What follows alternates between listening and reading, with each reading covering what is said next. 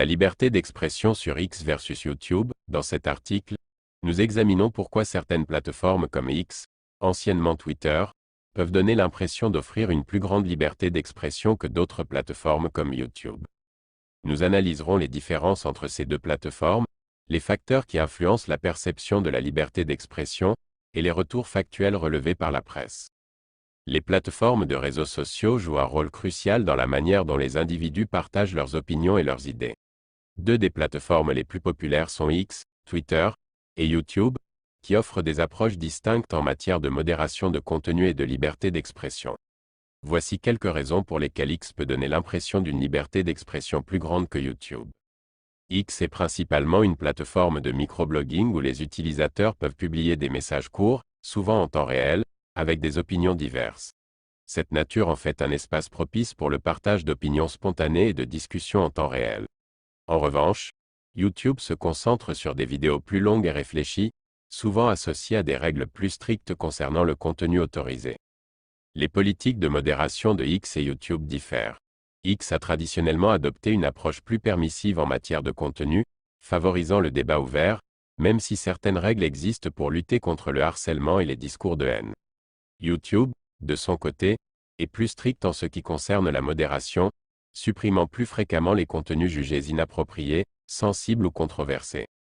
YouTube est plus strict en raison de sa volonté de maintenir une image professionnelle et de protéger sa base de spectateurs plus large, y compris les enfants. Cela peut limiter la liberté d'expression pour éviter les contenus potentiellement offensants. X, en revanche, privilégie la liberté d'expression, même si cela implique parfois des débats houleux. X offre aux utilisateurs davantage de contrôle sur ce qu'ils voient, avec des options pour bloquer, masquer, ou signaler des comptes ou des messages. Cette flexibilité permet aux utilisateurs de définir leurs propres limites de contenu. YouTube, bien qu'il offre des fonctions similaires, a tendance à être plus interventionniste en supprimant des vidéos ou en imposant des restrictions plus sévères. Selon de nombreux rapports de la presse, X a connu une augmentation des discours polarisants et de la désinformation depuis sa transition vers une plateforme plus permissive. YouTube, malgré ses politiques de modération plus strictes, est souvent critiqué pour ne pas agir assez rapidement sur certains contenus problématiques.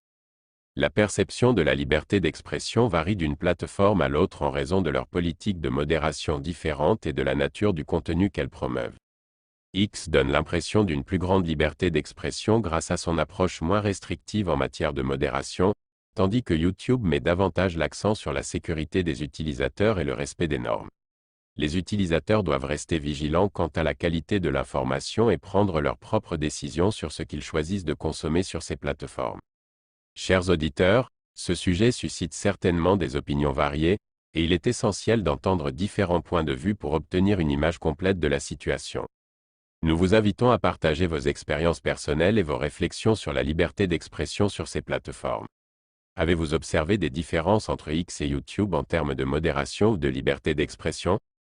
Pensez-vous que les politiques actuelles de ces plateformes sont équilibrées ou nécessitent-elles des ajustements? Partagez vos commentaires et vos idées ci-dessous pour enrichir la discussion et permettre à chacun de mieux comprendre ces enjeux cruciaux.